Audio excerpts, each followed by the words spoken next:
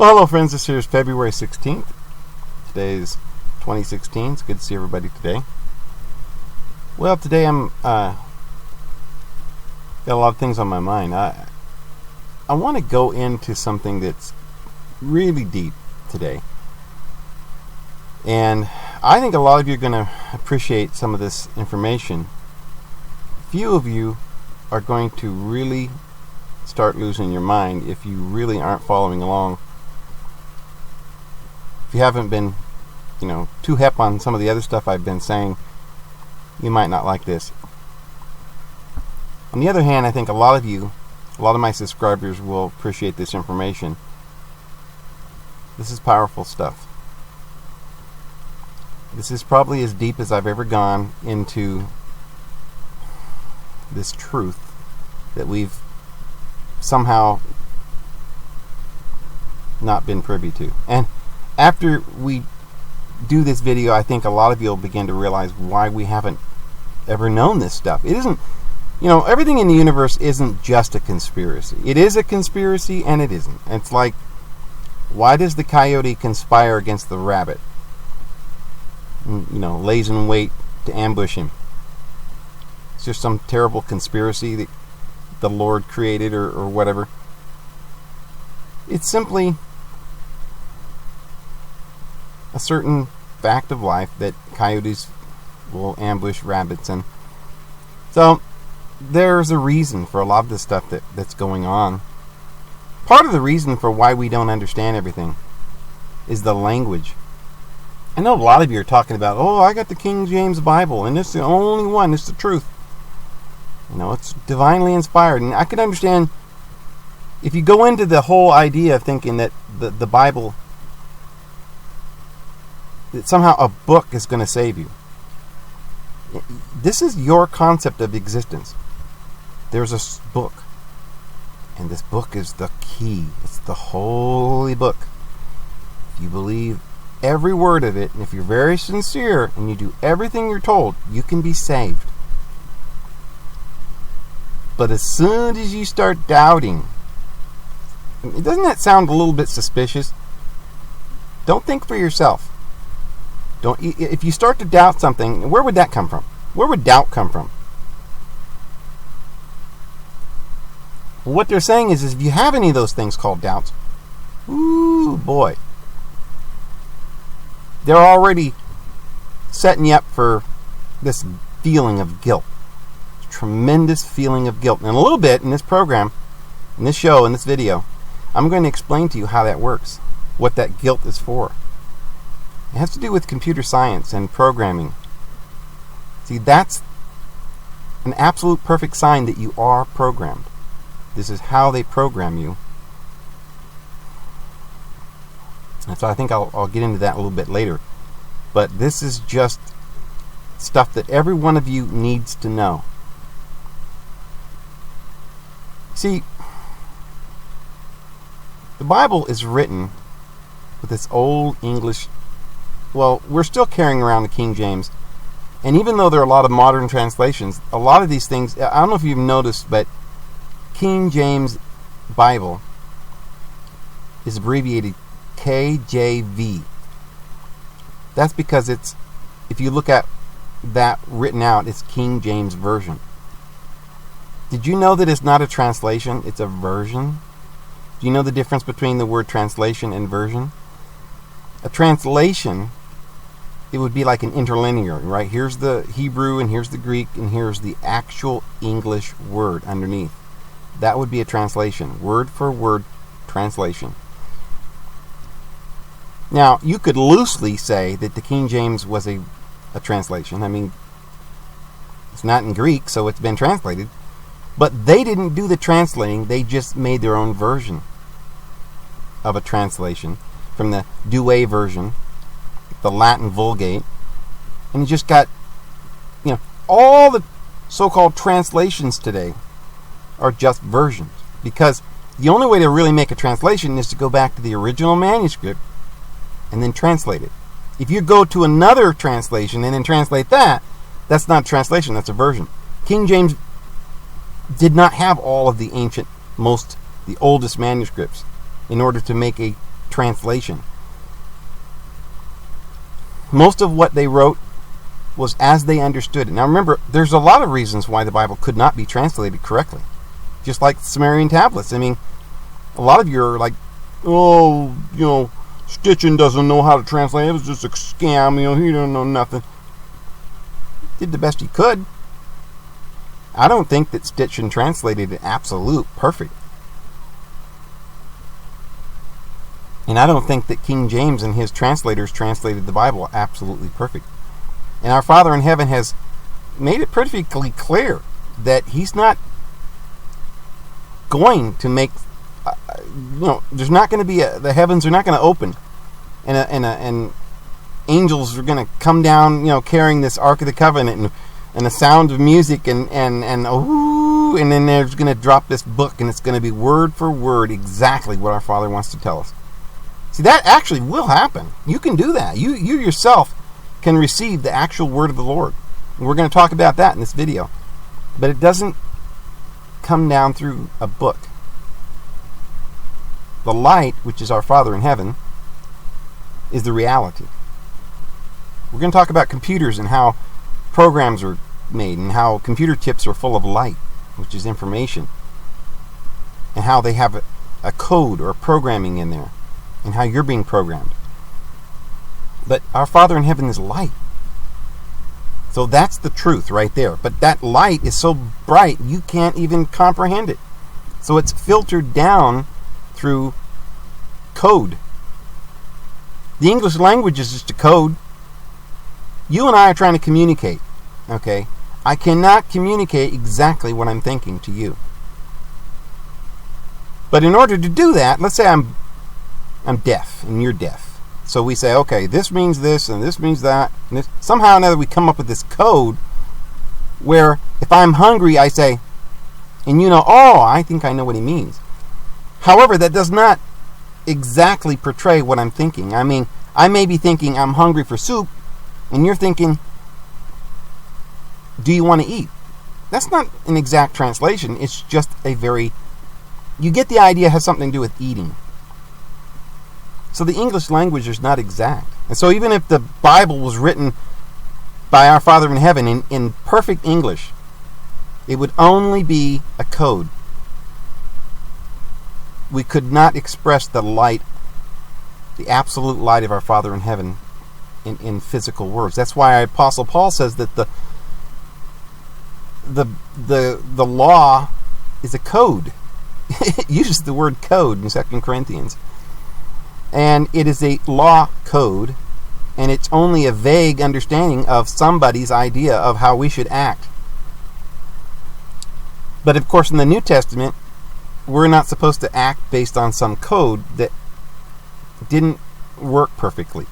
Because you said, well, you're not supposed to murder. Wait a minute now. You said I could kill people in self-defense. Isn't that the same thing? And it's a lot of confusion. You're like, oh, well, that person killed somebody, so we have to kill them.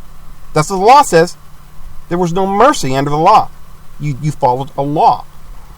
So see, now, Jesus says, no, we don't follow the laws. We're the king. We're the heirs. We make up the laws. Because you've got your Father's Spirit within you. You can follow the light. You don't need no man to teach you. You can follow Spirit.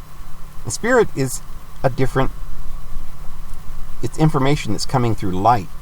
It's coming through a more refined energy. It goes into your brain, from your heart, from the center.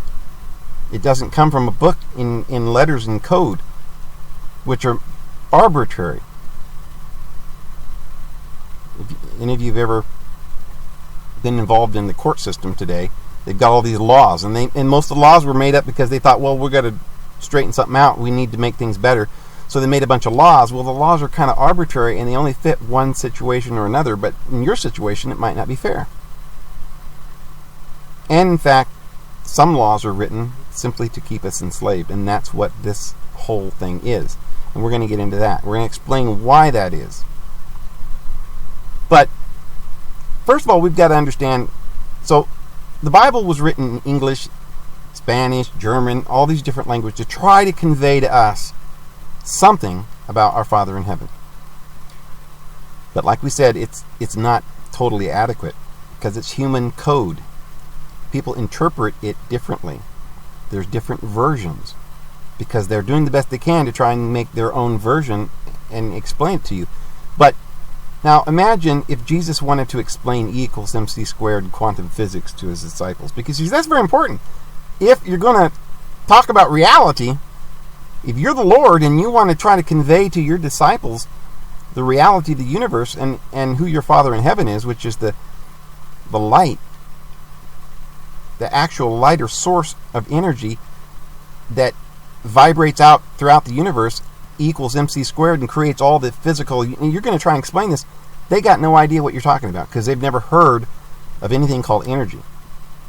It's like, what do you mean? It's invisible, it's powerful, but you can't see it?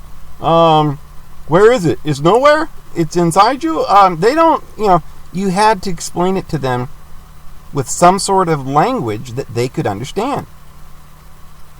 They didn't have this college systems and schools where from the time you were little you were enrolled in a school where you learned math and equations and theories and formulas. And, Einstein hadn't come. Newton hadn't come. You didn't know about these forces of the physical universe and gravity, and you didn't even know that the stars were thousands and thousands and hundreds of thousands of light years away. You didn't know how big the universe was. You didn't know what light was, that it was energy, that it was a vibration, that there were different frequencies too. You didn't understand mass. You didn't understand all this, so it was just written in a language, a parable. So imagine Jesus trying to, he could have said, well, look, we're going to set up a school. We're going to start teaching you math. Then we're going to teach you science, and we're going to teach you equations, and we're going to teach you, algebra, and then we're going to teach you this and that and the other thing. And pretty soon you're going to understand this. He didn't have time. And it wouldn't do any good to try and say this stuff. They would have burned him as a witch. What are you talking about, invisible stuff, You're talking about demons? Devils? Oh, you're of that devil guy. They couldn't understand anything. So all he did was say, listen, you have to believe me. There's a spiritual realm. Now, today, not only did that not make complete sense then, because they didn't know what spirit meant, tried to explain it by using the word light. Our Father is light. They didn't know anything about computers and computer programming and how light is refracted and all of this stuff. So not only was it vague then, it gets worse as we go, because now we speak English, but when the King James was written, it was Old English. So they used the word witch, which in those days meant an old woman. Today, it's come to mean an old woman with a black hat who rides on a broom, and she's evil. But the word had no connotation of evil when it was actually translated in those days. And there were lots of words like that, just like the word faith. That's an old English word. We don't know what it means anymore because we've got different words like believing, confidence, and trusting. Words that aren't even in the Bible, but are words that are really bad translations of that actual word. Church is an example. Religion is not in the Bible. The word religion is a translation of the word like to bow or prostrate or give honor. That doesn't have any connotation of ceremonies and rituals and going to a building, and all of this stuff has just come down to us. So many of these words. So, the King James Version of the Bible is simply a version using the best available language that they had. Just assuming that they did the best they could to try and explain to you the will of our Father in heaven. They could not possibly explain to you modern science, which is what the whole book is about. It's about modern science, friends. Jesus came to explain reality to us, why we're here. And the whole Garden of Eden story with the serpent wound around the tree is about the DNA and a code and a program. We're operating on a very low grade program that's really been an override of our original programming. You see, we talked about this in Genesis chapter 1. It says that Elohim created the heavens and the earth. He didn't give us laws. It was just beautiful. He gave us fruit, didn't give us meat. and he gave us love and happiness and said we should have dominion over the world. Well, then there's chapter 2, and it talks about, if you look in your English version, it says that an Adam was formed from the dust. See, that's the base material. It's very symbolic, and it's also real, because it's talking about carnal things. And this garden is a sort of a contrived thing. You plant it, you got to water it and keep it growing. We were made to cultivate it and to become like slaves of this garden. The only way you can perpetuate this garden is we've got to work. So then in the middle of the garden, there's a way out. There's knowledge, but we're not supposed to have that, because if we get that, this God that made this garden is going to be angry and he's going to curse us. So we were cursed by this particular God. And we've been taught that we have to follow this story, and this God that cursed us is the one who created this form, so therefore we have to worship him. And it just makes perfect sense to us until we realize that in the New Testament there's something else going on. There's a new revelation. And it's not just, our Father in heaven did all this to help us, and that was one way just when we were little, and now he's got a better way because we're grown up. It's not like that. That's what we've been told. But that's not really what the New Testament says. The New Testament really says, hey, when you were young, you were deceived. See? You were deceived by the devil and his demons. He's the accuser, and he's trying to keep you in bondage. And see, this is how the program works. You get deceived into this program. You fall asleep. See, Jehovah put Adam and Eve, Adam, put him to sleep and separated his consciousness. And then he deceived him. This is not the original plan. I know a lot of you are saying, I've been reading some books and I've decided that our Father in heaven wanted us to be deceived. This is the plan. We were supposed to be deceived. Our Father in heaven cannot deceive. There is no darkness in union with him. He cannot lie. He cannot deceive. And he has a plan. He has a will. So, if there's a world that we're living in here where we're being deceived, it cannot have anything to do with our Father. And we also know that our Father created the world without deception. A perfect world. A spiritual world. Now let's define the word spirit and flesh, because I don't think a lot of you understand. We're in the modern age, and spirit, if it were translated today from the original manuscripts without making a version or just retranslating and regurgitating concepts that came from a false view from 1611 or whatever, if we were going to actually use a word that corresponds to that Greek word, we would have to use the word energy. See, E equals MC squared. The invisible realm is energy, and the physical realm is the body. So the Bible uses an example or an illustration to give you an idea that our body is the physical part, but spirit is invisible, and it's the source. So, spiritual means energy, light. Now, what really is that? We've got to translate that even a little bit more, because we're starting to understand some of this stuff. We've still got half of our brain thinking in terms of, old King James Version, Old English, right? And so we're still thinking in terms of, what does that really mean? When we know about computers, we know how light goes in and it's refracted and it's stored, knowledge is stored in the computer chip, and you've got little code, and then it comes up on your screen. And when you see something on your screen, you see you're looking at me on this computer, and that's not me. It's just a code to make a visible form that you can perceive as me.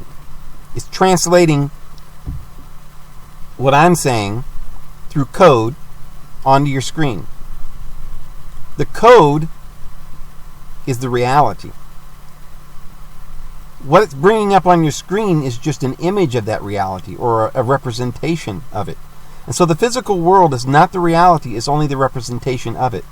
See, the reality is our Father in heaven, And that is the light. And what is the light? The light is the will. See, back of everything, the source of all is will. Here's something you don't know, that you've never been told. You don't have free will. At least not as you understand it. Not you. Potentially, you do have free will. But the free will is behind all the programming, behind the physical realm. It's in the spirit. And since we are in this physical world and we're trapped here, we came down here not according to our Father's will. We're trapped here. Now, a lot of people say, well, then it's an evil world or it's a good world. It's neither good nor bad. There's no such thing as good or bad. Now, see, if there was something bad, our Father wouldn't let it happen. Our Father's not going to let us come into this world if it's bad. And if it had been good, He would have created us in this world. He didn't create us in this world.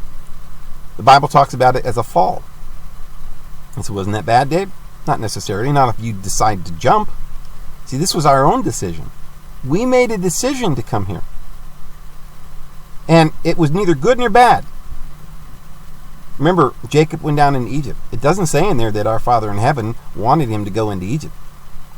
It says in there, our Father told Abraham, Isaac, and Jacob, I have a land of milk and honey, a promised land. I want you to go there. And I'm going to bless you. Well, they got to the promised land and things started going downhill, and then there was a famine. And because they didn't believe in that promise very well, they got scared. And they went down, because of the famine, they went down into Egypt. Now, it doesn't say our Father in heaven told them to go down to Egypt. And it's not a plan of our Father in heaven. The plan of our Father in heaven is to get us out of Egypt. See, He allowed it because there's nothing good or evil to it. He gave us free will. We're not here in this world because it was our Father's plan to do evil. You cannot attribute evil or darkness to our Father in heaven. We're here because we want to be here. It's neither good nor evil. We're here because we want to be here. And there are those who deceive us. But guess what they want to do? It's their decision. And it's our decision to be deceived. As soon as we decide not to be deceived, you see, but the problem is we came down here and now it's going to take a long time to get us out. We made the decision. It's our decision. Neither good nor bad.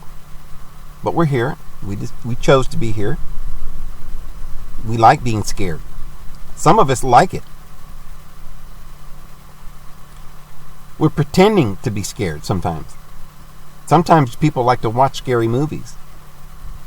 It gives them something to think about. Something, gives them, something, some excitement, right? Some adventure. Some of you are here just because you want an adventure.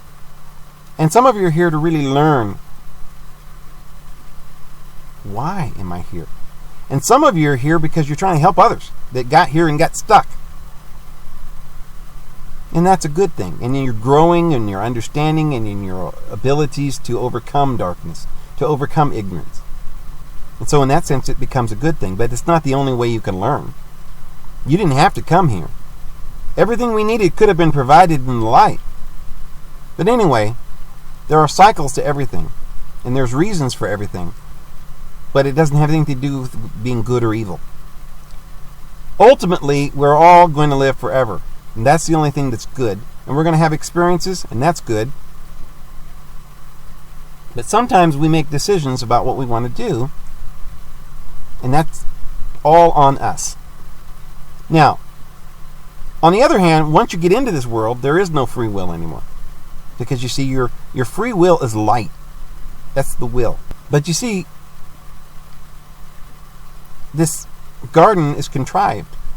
There's a hedge about this garden. You've got to cultivate it, and you've got to work the garden. You've got to plant. Somebody's got to work the garden. That's where, Jehovah creates this garden, and He tells Adam and Eve, after He puts them to sleep and separates them and deceives them, He says, now, I want you to cultivate the garden. Start working. Take care of it.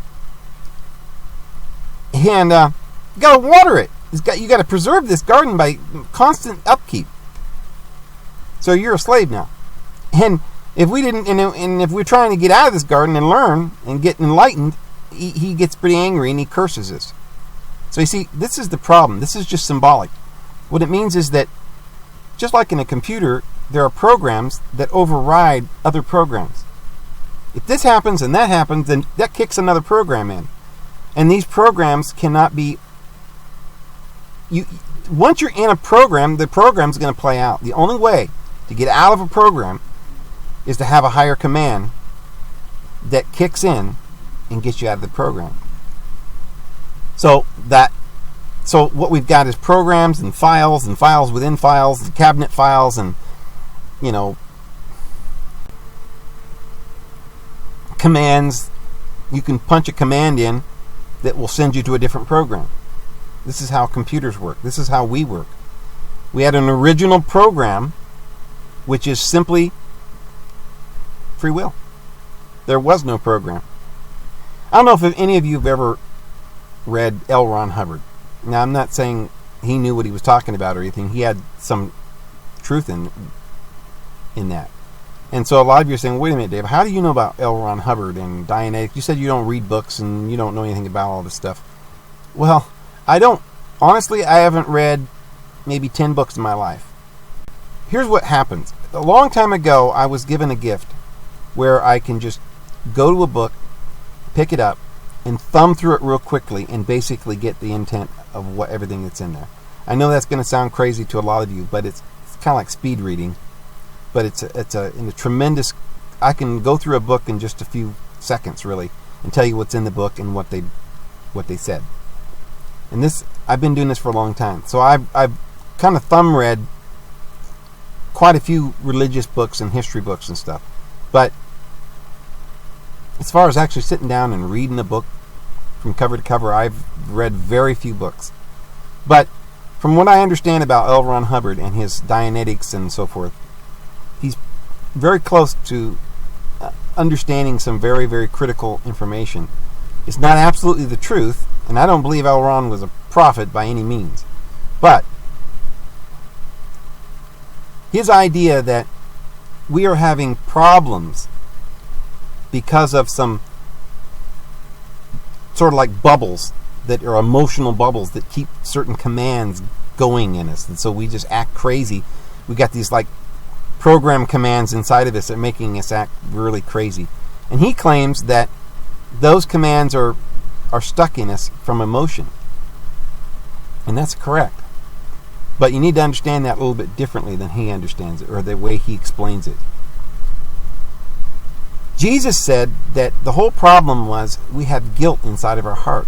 See, when Jesus was talking, he was talking about the temple and the 3 layers, and down in the center is this most holy where our Father in heaven dwells. So we still think about it as though we're a body, and inside of us somewhere is our Father in heaven, his spirit. But if you really think about it, that's ridiculous, because you can dissect a human body, and in the center, there's nothing different about the flesh in our heart as the flesh anywhere else in our body. And our consciousness doesn't really dwell in our brain or our heart. But what it's talking about when it says the center is that it's talking about energy. It's talking about like the center of a cell that has DNA. That's where everything's written. And that's where that light goes in and reads the code. So we're just a program. So the center is where the code is. And that's that serpent, that DNA that was written in by others. There's a program that is overriding our free will. So you see, spirit is light. And that's your free will. And you don't have access to that anymore, because you've got this program that's overriding your free will. So again, like some people are trying to say, this was our Father's will. No. Our Father's will is that we be free.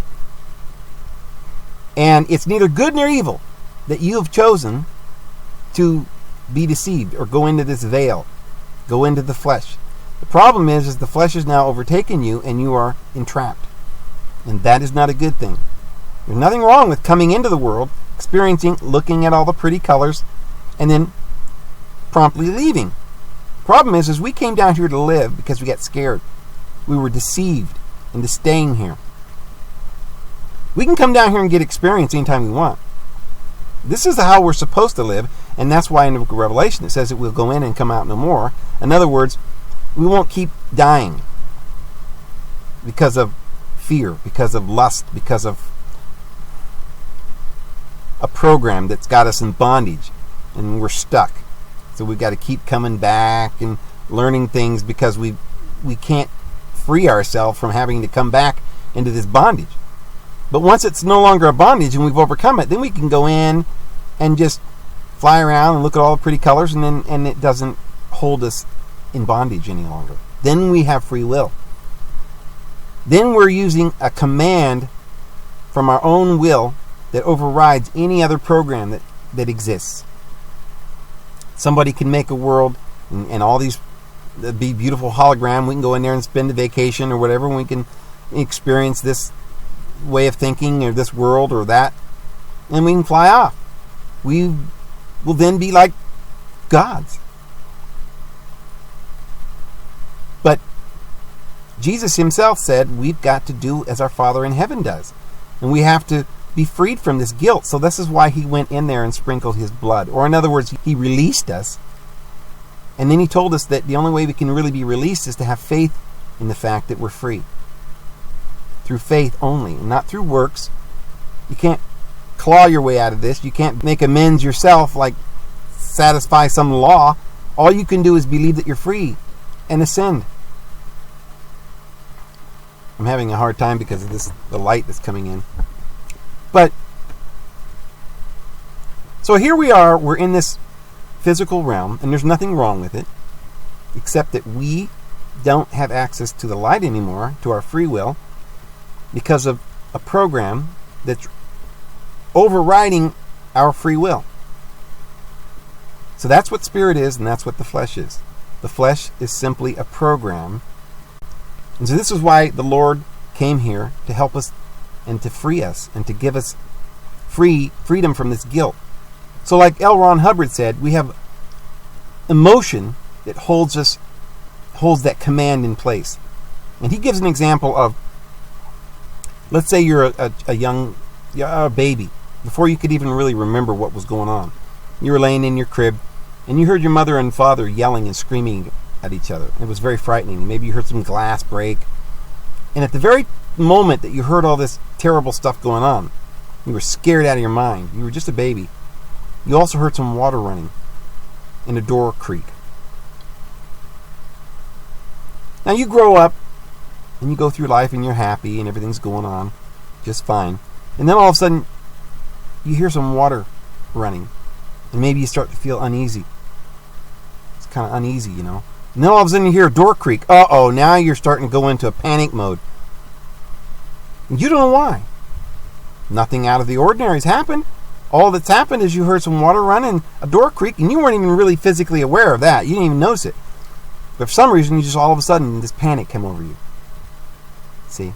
Because it's that emotion that is insisted, this command to be afraid. Well, it's insisted these files of fear. And it brings those files back up as soon as you push that command button. So this is what's happened to human beings. Jehovah created a law that creates guilt.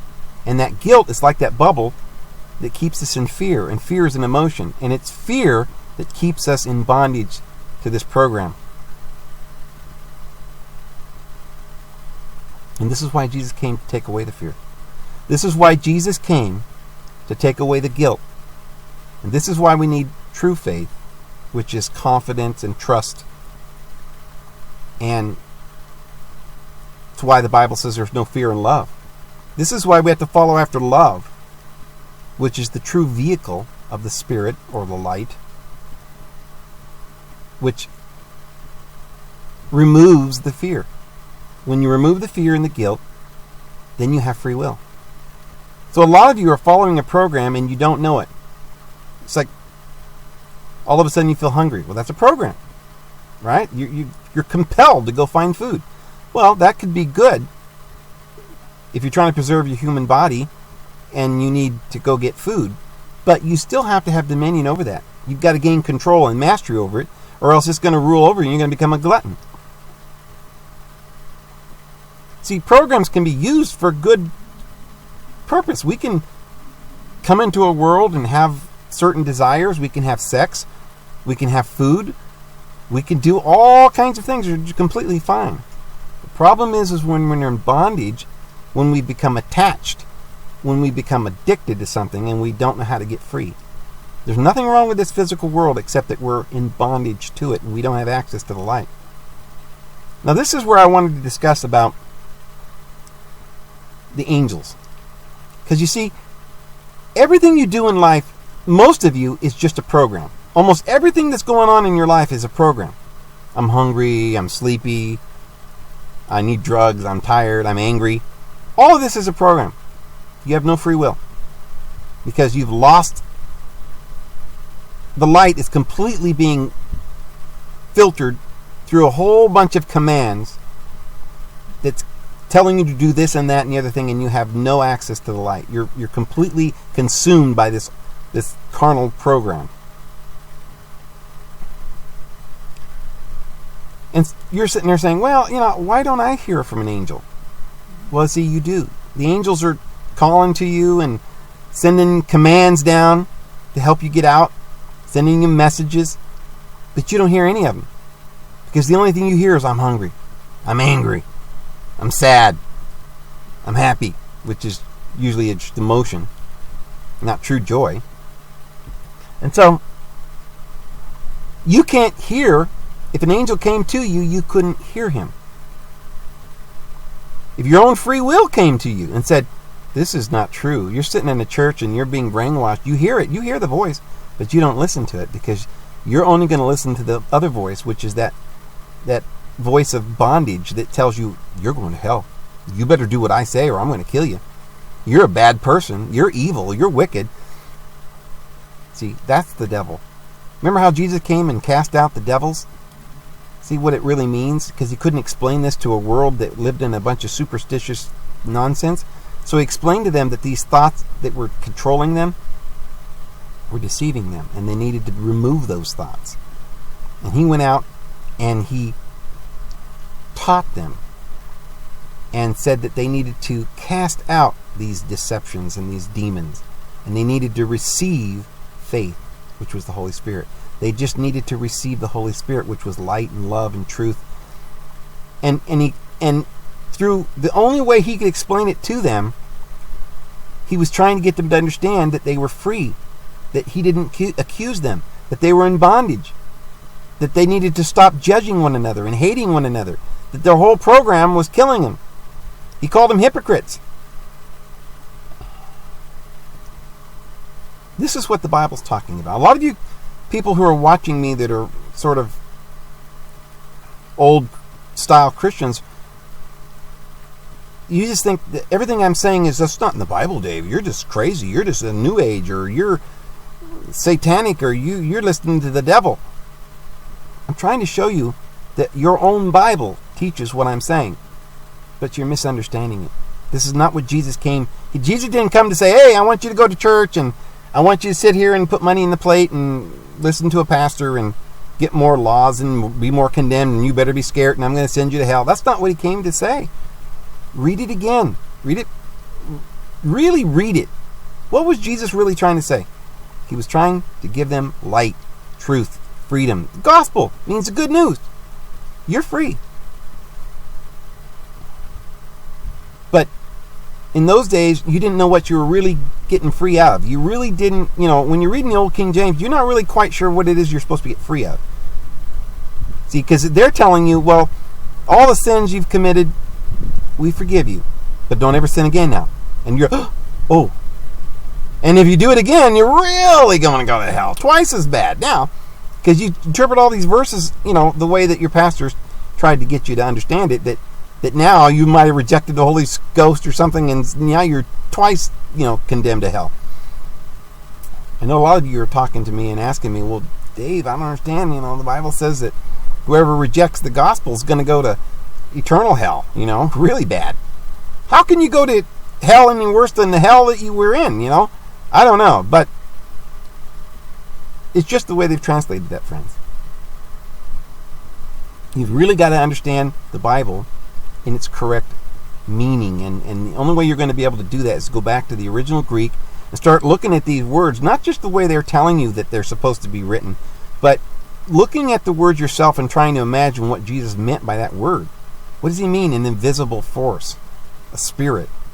You're going to have to interpret that in terms of what you know now as a modern, educated, adult. You know that's talking about energy. You understand computers and programs now. Now you understand what these demons are. So these angels, they're messengers, and they come down and give us information. They're trying to help us, but we don't hear the information. We're scared of them.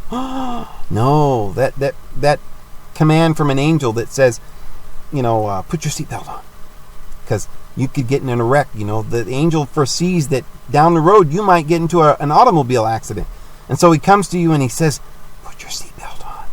He's trying to protect you. Remember, it says in the Bible, he will not let your foot stumble on a stone. See? Because he's there to protect you. The angels are there to protect you.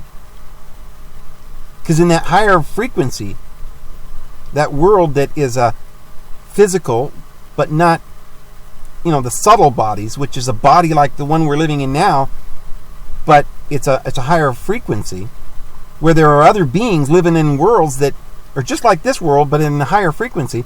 They're able to help us and communicate with us. But because we're in bondage of this lower realm, we're not able to hear them. Because we're just too busy listening to, I'm hungry, I'm angry, I'm sad. These other commands, these lower vibrations. This is why, friends, I tell everybody, you need to go out into nature and be quiet. You need to start becoming deprogrammed. You need to start thinking for yourself. You need to get free will. And the only way to do that is to release the guilt. You're not guilty. There is no good and evil. There's no right and wrong. Your Father in heaven loves you. He's in the light. He's not the same being as that other being in the Old Testament that tried to curse you and hate you and is trying to destroy you.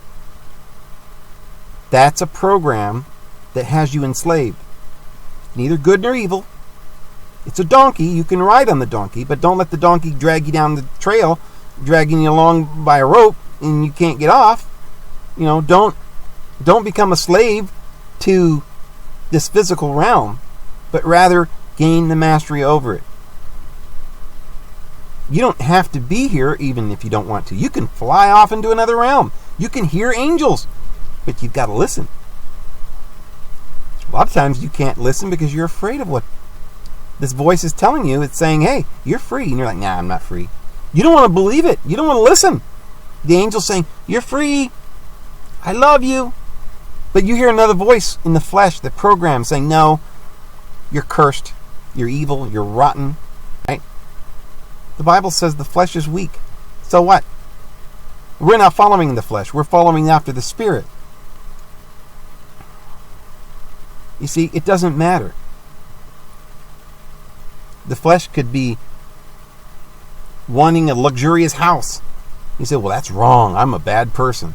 That's what the flesh wants. It wants comforts. It wants to enjoy itself. And there's nothing wrong with letting the flesh enjoy itself. You can go into a nice house and sit there and enjoy the beautiful scenery. The problem is are you going to get addicted to that? And then that beautiful home becomes your prison? And you never leave? Pretty soon, the whole place is just a prison. This is a beautiful world. This is our home. But you can go outside. You can go outside of the home and you can enjoy a vacation away from home. Unless you're so scared that you can never leave your house. You see, there are people that literally are so scared they never leave their house. They have all these panic attacks. This is a new thing nowadays. Everybody's having panic attacks. And a lot of people try to say to me, Dave, well, you don't understand. It's real. Well, I know it's real. But you see, I don't have these panic attacks. So it's hard for me to understand what it means and what it feels like. And I apologize. But what I'm telling you is also real, friends. Just like I don't understand what you mean by these panic attacks that you're having.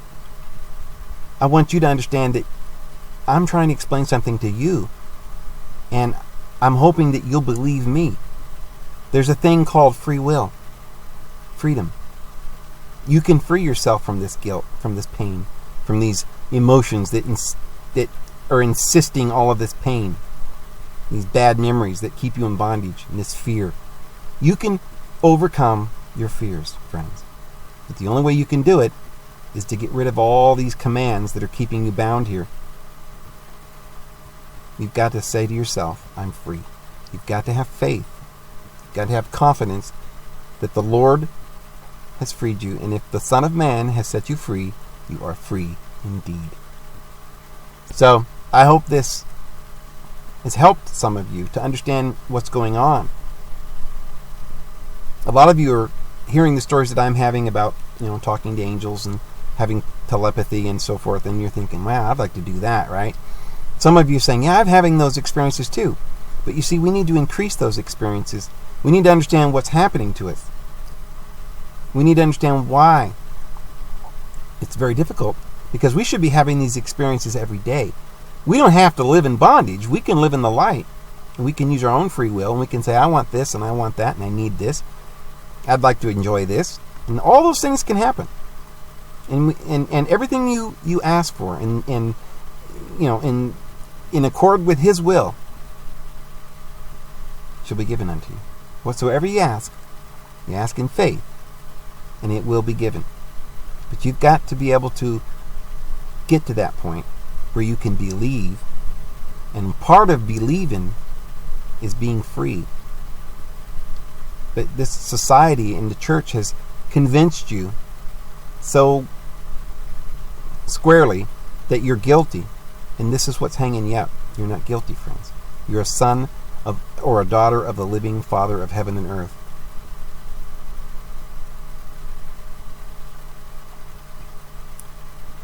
Spirit is speaking to all of you, and our Father in heaven is trying to communicate and help you, but you just don't want to believe. A lot of you are Christians, and you're thinking, oh, I'm believing in, I know I've got to be good, and if I'm trying believing in the Father, and I'm going to go to hell if I don't believe, and that's not believing. That's what Satan is telling you. If you want to believe in our Father in heaven, you have to believe in love, because love is endless, complete, and without partiality. And there is no darkness in His light. There is no wrath in His love. And you've got to understand that you're free. There is no evil in you. You have no guilt. You've got to remove the guilt, friends. This is the key thing. Become detached from everything, and don't be in bondage to anything. And enjoy your life and gain the mastery by simply believing and showing love to everybody that you see. So, friends, that's probably all I've got to say today. And I'm going to go ahead and close here, and I hope you guys have a great day. This is David Vos. We'll see you tomorrow.